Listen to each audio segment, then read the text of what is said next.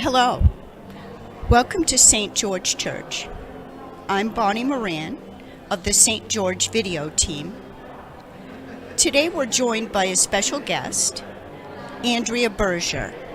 Welcome to Liminal Media's Video Loft here at St. George Church. Good morning. Thanks for having me. Andrea is a parishioner and a member of the Finance Committee at St. George. Andrea, thank you for taking the opportunity to talk with us today. Thank you. Andrea, the Finance Committee met in April. Can you share some summaries from that meeting? Sure. The Finance Committee meets once a month on the second Monday of each month. And typically what we do is we review the parish income and expenses. So this month, we again reviewed the figures, our expenses and our income. And we discussed, unfortunately, a trend that we're having towards a deficit in our income, which primarily has been a result of the pandemic. Most of our income comes from our ordinary collections, which is the money that we receive from our parishioners typically attending Mass. And since the restrictions of COVID have been in place, we've had a drop in attendance at Mass. So we found that our income has steadily been on a decline. There was a letter that was brought forth to the parish in March with a biannual summary of our expenses. At that time, we were at about a $2,000 deficit in our budgetary process. At this point, we are now at an over $9,000 deficit. And the trend that we're seeing is that while our expenses are fairly flat, our income is steadily declining. That is an unfortunate trend. We are having same struggles as I think the typical parish family. Yes. With the pandemic displaying itself in the loss of jobs or in illness or additional medical expenses. We should expect to see a little bit of suffering on this side of parishioners' lives. Hopefully, we'll be able to interest people in returning to church or returning to the donations. You know, you speak about the weekly offering. And can you tell us a little bit about what services or what someone might get in return or tend to think is connected to their weekly offering? Yeah. Absolutely. So much of that money goes towards the operating expenses of the parish. So that includes the buildings, maintenance, supplies, things like candles, flowers, the supplies to clean the pews, clean the facility, the expenses such as salaries and benefits of the employees, of the priests. We also have expenses for our ministries, so things like religious education, the faith sharing groups, the outreach groups. So those are all covered by our ordinary collections. Other things are one-time expenses, things like a repair to a roof or, a capital expense to the facilities themselves. So those are our ordinary costs that we incur on a regular basis. We've had an increase, unfortunately, with Father Chiago not being able to return back to the United States. We've had an increased expense in our pastoral costs for substitute priests. But mostly our other expenses, other than some supplies for to clean the church under the pandemic restrictions, have increased. With things like religious education and faith sharing, outreach, all having a virtual presence, a lot of those expenses have gone down. But fortunately, we've been able to continue to offer those things. Confirmation was live broadcast. The First Communions were live broadcasts. We've had virtual religious education programs, virtual faith sharing groups. So while we've been impacted by the pandemic, we've continued to offer those ministries to the parishioners. We have been a vibrant church, even among the restrictions here at St. George Church. We are a church of ministry, and I'm pleased to see that you've been able to support so many ministries ministries throughout this pandemic. So I thank you to the Finance Committee for their work there.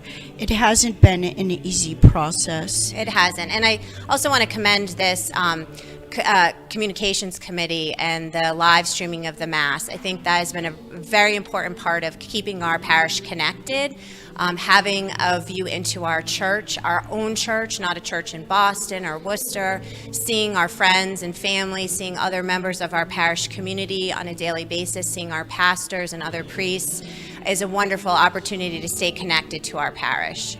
Andrea, thank you. You pretty much summarized the mission of this ministry, to keep parishioners who are afar for whatever reason, due to the pandemic, to their own health, and maybe they've been disconnected from the church for a while.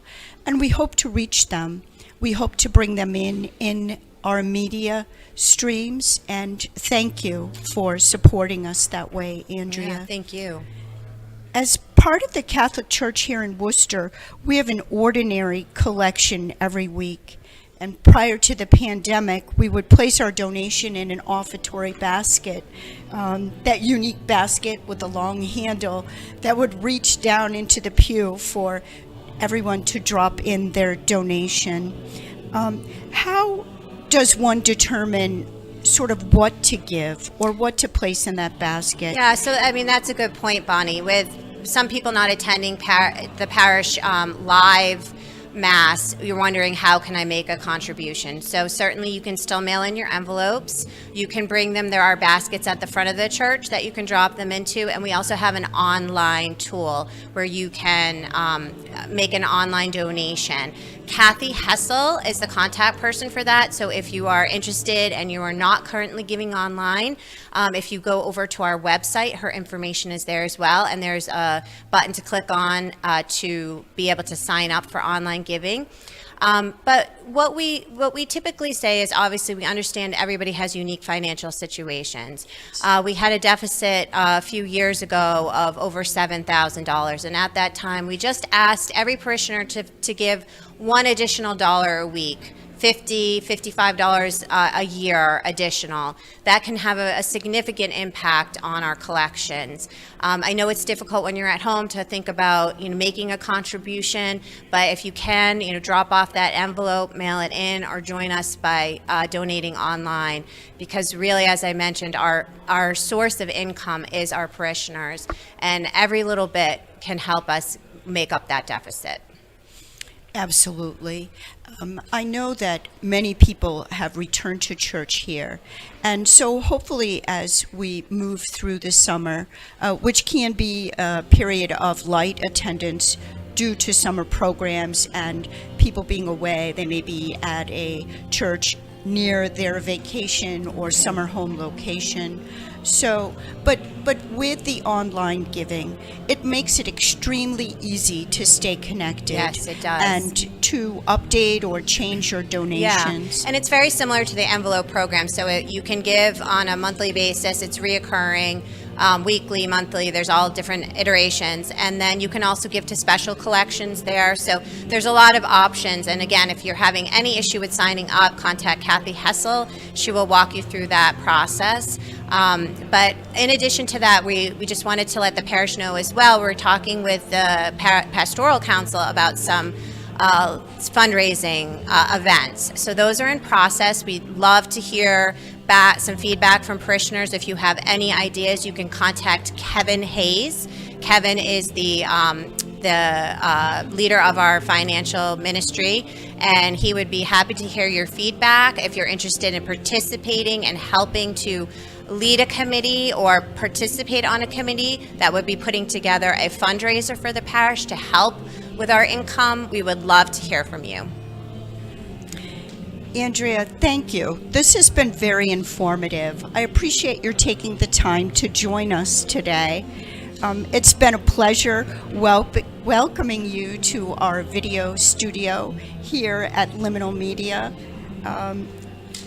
Most of all, from myself and from the greater parish community, thank you for your time and dedication to ministry at this church, for your time to the financial committee, and to your team. Thank you, Bonnie. We appreciate the time to speak to the parish community. Thank you for joining us. Be sure to check out our website where you can find more information on online donations.